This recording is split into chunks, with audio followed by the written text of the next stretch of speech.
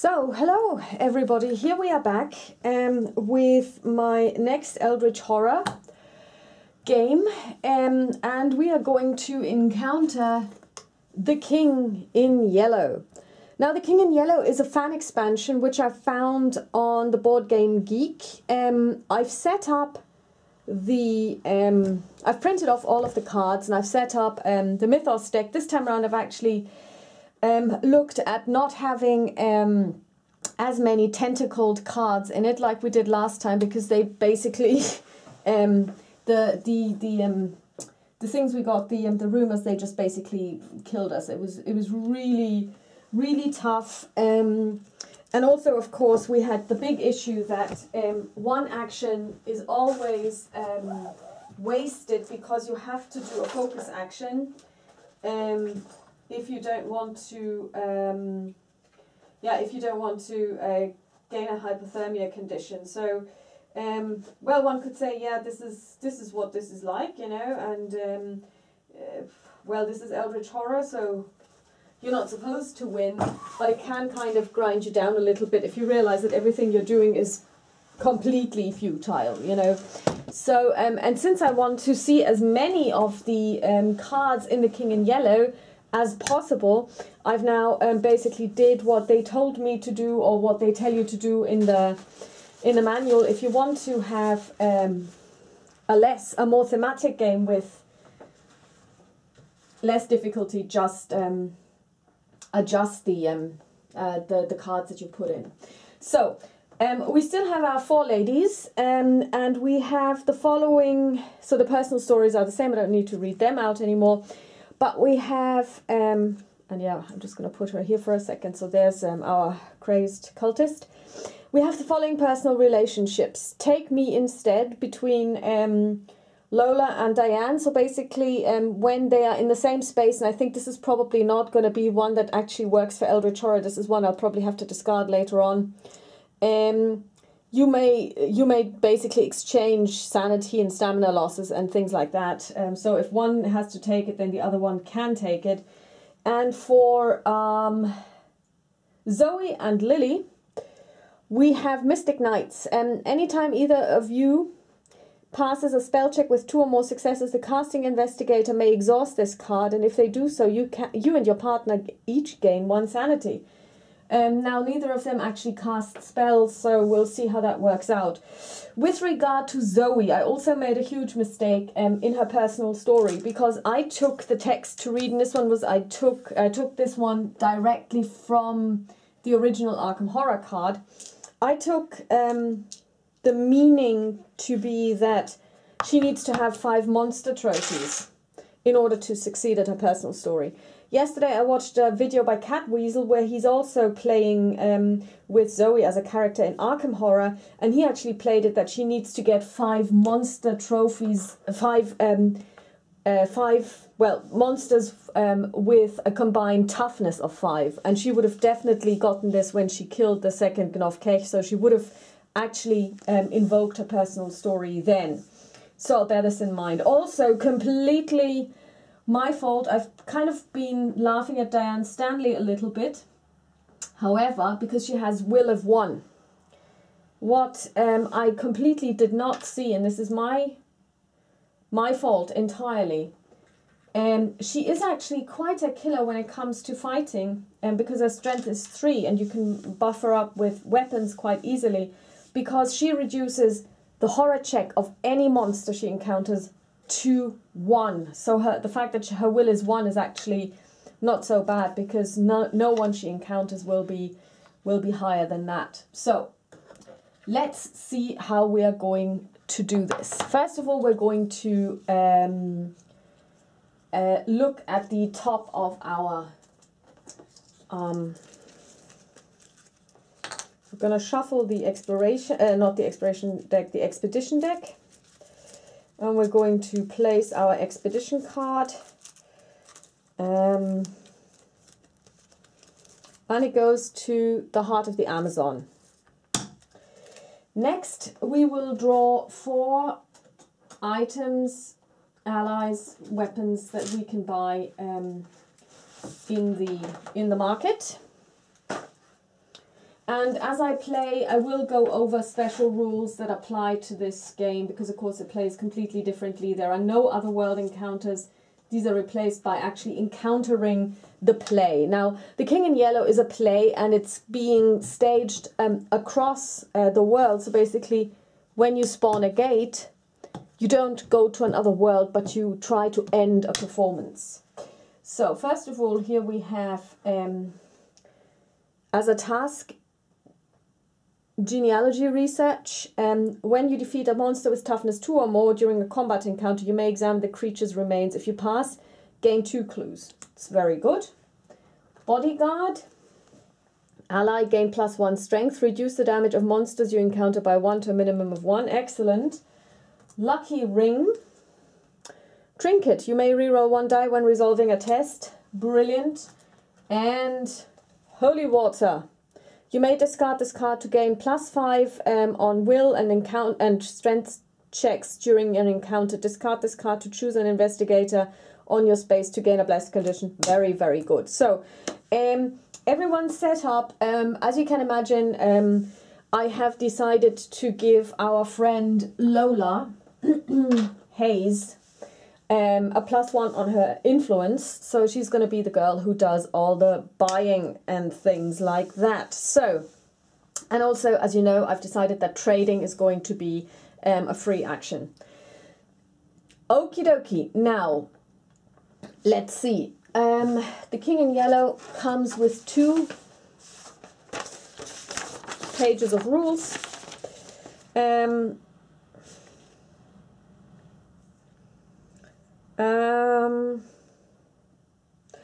And it means that now we need to spawn 2 clues.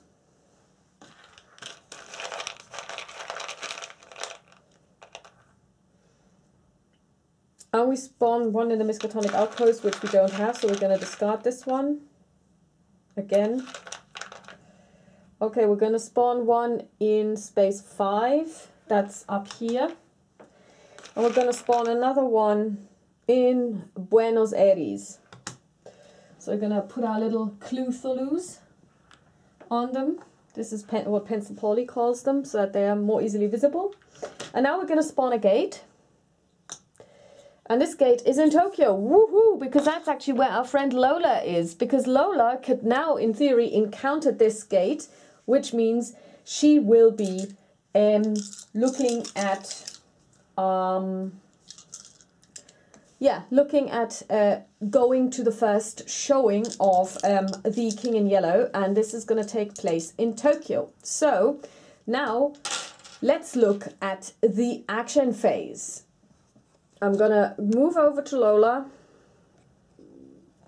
who's right next to our friend here in Shanghai. So let's see. First of all, she's going to roll her influence to get the party started so that we can get some things, because we need stuff. And that one fell out, so we're not going to, oops, take this one. This die doesn't want to play. Okay, so we're going to roll 3. And we have 3 successes, brilliant. And we're going to roll the remaining 2. And we get another success, so we have 4 successes. Now let's look at our reserve. She needs a bodyguard. She needs an ally to fulfill her personal story. So she's going to buy the bodyguard now. And what else do we have? We could get the holy water, which is a one-time weapon, but which you could also discard it in order to bless someone. So yeah, we're going to take these 2. This is brilliant. So now we're going to get another ally. We're going to refill it. Lodge Researcher, and an enchanted blade as a weapon. Not too bad. So this is her first action. And her second action, well, first of all, we're going to read her personal story because that was a success. Tread the boards. You know, all I really needed was my audience, Lola said to her friend. I've survived bad reviews and cursed plays. I can certainly survive whatever melodrama the Mythos can cook up for me. Once per turn, Lola may exhaust this card before making a skill check to receive a +1 bonus on that check. I actually never did this. This was also my mistake, and she could have used this. Okay, now let's move over to Lola again. For her second action... Oh yeah, I also forgot to spawn a monster, so blah blah blah. Place 1 cultist on the same space. So cultists are a really important monster, and we also need to choose a mystery. On the trail of the king, signs of his passing are everywhere, yet you seem always to be so many steps behind. And if you were to catch your quarry, what then? When an investigator completes a research encounter, they may place 1 clue gained from that encounter on this card. At the end of the Mythos phase, if there are clues on this card equal to to the number of investigators, solve this mystery and you may retreat the omen by 1. Okay, brilliant. So we're going to put this here. She may be able to do this now.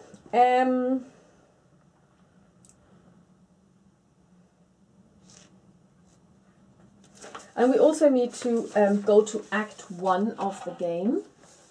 Now, this Act card actually tells us the strength of the cultists. The lights go down, the red curtains come apart, the air is filled with smoke and dialogue. I know by heart. On a reckoning, roll 1 die. If it's less than or equal to the number of cultists in play, all investigators lose 1 sanity. When the omen advances to the green space of the omen track, replace this card with the next card. Okay, so at the moment cultists are quite weak, and Lola will have to take this one on, but I don't think this is going to be so tough for her. She's going to do a focus action next, because she, you know, it's always nice to have a reroll. And then she's going to encounter the cultist and then go through the gate. Or actually enter the play, because that's what the gates signify. Our friend Lily, she's also going to test her influence. She might want to get the genealogy research. She has 2 influence. So if all goes well, she only needs 1 success for this. We'll see how this works out. So,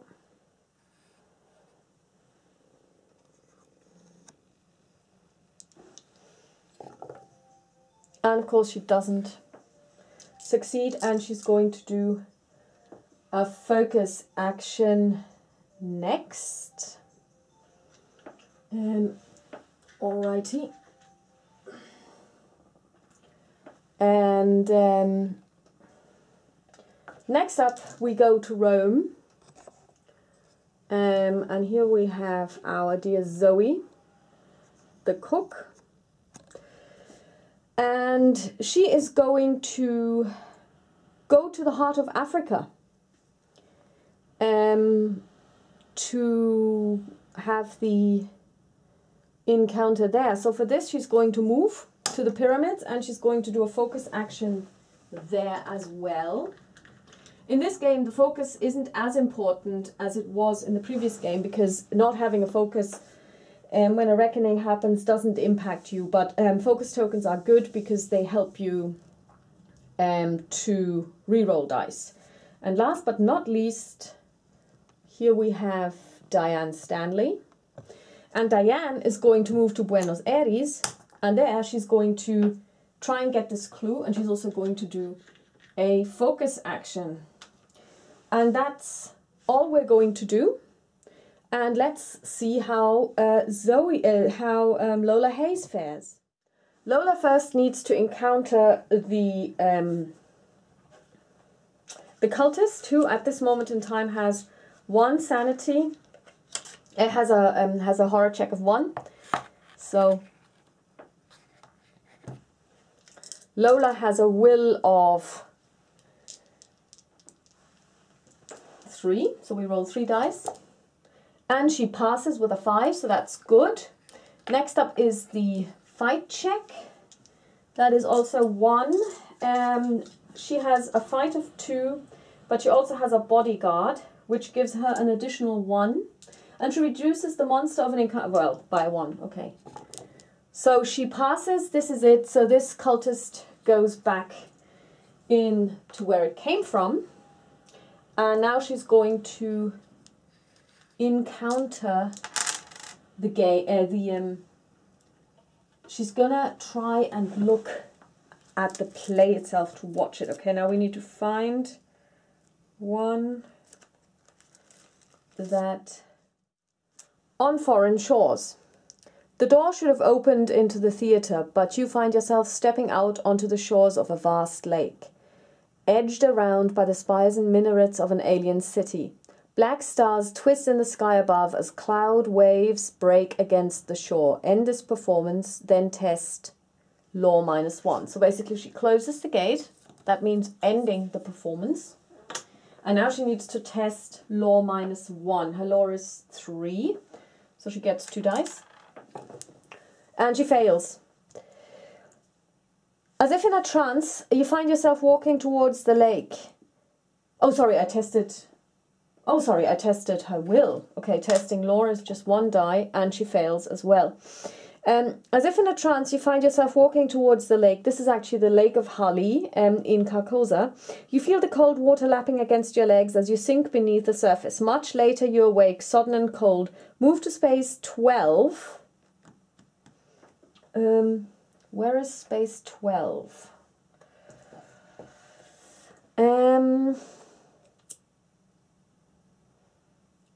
13, 14. So she is now right next to Buenos Aires. Let's see what happens. Much later you awake, sudden and cold, move to space 12 and you are delayed. Then test will. Her will is 3. And she passes. I don't think you saw that actually. She passes. And that's okay. So that is the first gate closed. Very good. That went well. Next up, well, I mean, she is delayed, but, you know, it could have gone worse. Next up, we go to Shanghai, where Lily is going to have an encounter.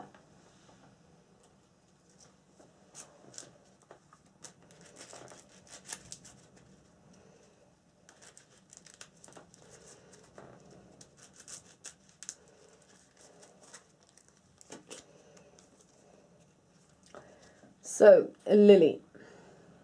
The Shanghai Museum recommends you speak to Mu Xian, a preeminent scholar of the occult. You send him a message that you hope will convince him to help. Test influence. Well, her influence is actually not so good. It's only 2. But she has been successful on these tests before. And she passes. If you pass, improve your law as he shares his wealth of knowledge. Brilliant. She also has a special ability, and this special ability allows her to improve her skill when she improves it twice. So she's now going to put up her lore twice, so that she's at maximum, which is a 4 for her. Without any additional cards or anything to help her on this. So that's actually quite good. Very, very good. We like that kind of thing. So her law goes up to 4. Next up, we're going to move to the pyramids. Here we have Zoe. Zoe's going to have a wilderness encounter. No, actually she's going to have a... Oh yeah. The pyramids don't have their own... Do they? No, they don't. So let's see. Just going to shuffle this deck. The pyramids. Wilderness encounter. Your food has gone bad and there's no place nearby to purchase more supplies. If you want to eat, you'll have to hunt for your meal. Observation -1. Okay, so her observation is 1, so she rolls 1 die. You always get to roll 1 die. And she fails. She's probably going to get a hunger condition now. Let's see. If you pass, the meal invigorates you and you recover to health. If you fail, you have to make do with rancid food. Gain a poison condition. Okay, so not only does she not get a hunger condition, which is what I would have expected, she actually eats some crap that she finds. I mean, sorry, Zoe, you are stupid. I'm going to look for a poison condition. Here we go. So, this poisoned condition is an illness. When you perform a rest action, you cannot recover health or sanity. Flip this card. Okay, I remember last time we had one which then later on wasn't so bad after all. All right. And last but not least, we are going to Buenos Aires to meet Diane Stanley. This is a research encounter, so we're going to pull a research encounter from the deck that comes with the expansion. Oh, and we find one immediately for Buenos Aires. The human organs have been cleaned. Sorry, I have to come closer to this one. The human organs have been cleaned and laid out with an artistic elegance. Not a single drop of blood mars the stainless steel surface of the table. You grimace, wondering what manner of belief would possess someone to perform such an act. Gain this clue. Okay, she gains a clue. Woohoo! Your eyes are drawn to a set of photos that have been neatly arranged behind the body parts, depicting the process of removal. With mounting horror, you recognize the face of the victim. Is that you? Or... Okay, she needs to test will. Now her will is 1. And she passes! Yay! Well, that was out of frame, but she actually rolled a 5. Woohoo! Well done! Okay, so that was good. No major problems, except for Lola Hayes, who's delayed, so she won't be doing much next time, except standing up. So what we're going to do now is we're going to look at the Mythos phase. Woohoo! Let's see what happens. And first of all, Doom moves. No, not Doom moves. The Omen track. I'll never learn this. Oh yeah, and what happens when the mystery... When an investigator completes a research encounter, they may place 1 clue gained from that encounter on this card. So we're going to do this, of course, as well. So we're going to use this. Plop. We have a reckoning. Okay. Roll 1 dice. Okay, let's see. No monsters, so nothing happening there.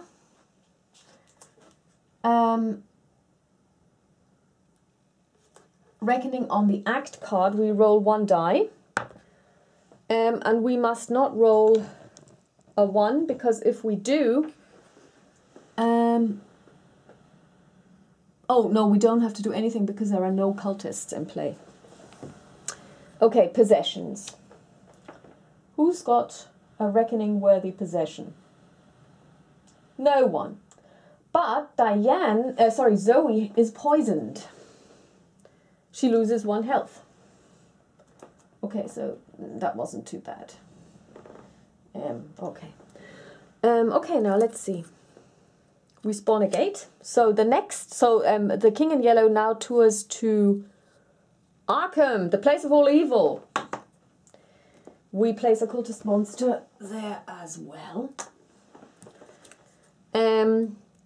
Once inside the lodge, your host invites you to follow him upstairs. Several members stare in astonishment. Outsiders are rarely granted such access. At the top of the stairs, you're ushered into a library filled with rare and exotic tomes. Now, he says, how can we help you? Silver Twilight Aid. Each investigator may do one of the following. Gain 1 clue, gain 1 asset, gain 1 spell. Okay, now... we have the Mystic Knights, and we have the Take Me instead, so this doesn't help at all. So what do we want? Gain 1 asset or gain 1 spell? Well, we don't... Well, I mean, our most natural spellcaster is Diane.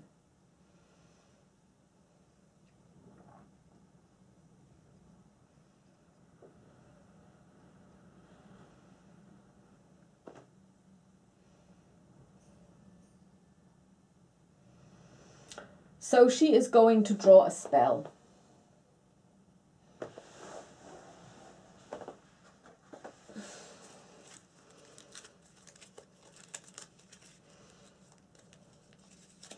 And it's clairvoyance. It's an incantation. During the encounter phase, you may test lore. If you pass, you may choose to encounter a clue as if you were on its space, ignoring the monsters on that space. Huh?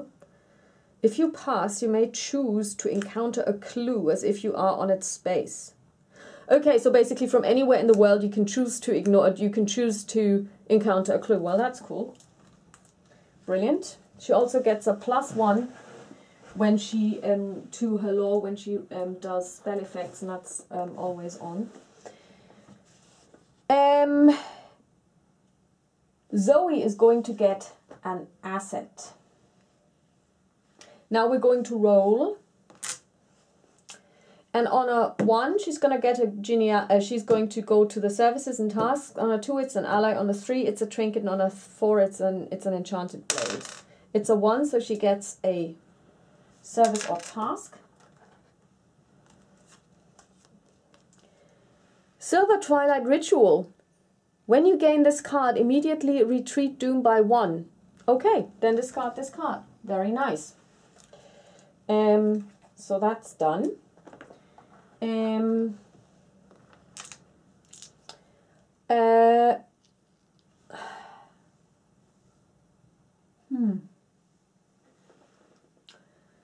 Is Lily Chen is going to go for an asset.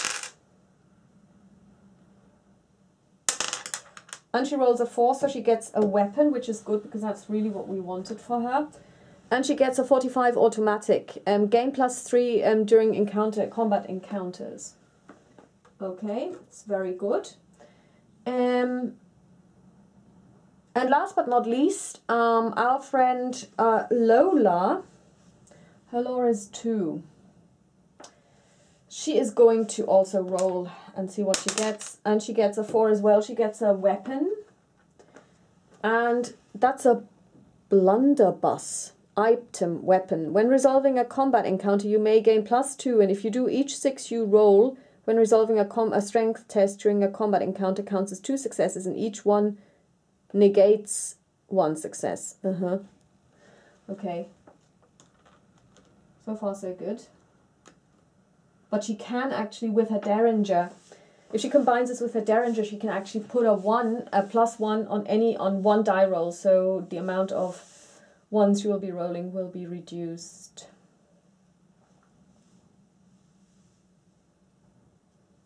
Okay. That was a very, very good encounter. Brilliant. Or actually Mythos phase. So next time we're going to look at the next scene, not at act number 2, but scene number 2. And until then, talk to you soon. Bye-bye.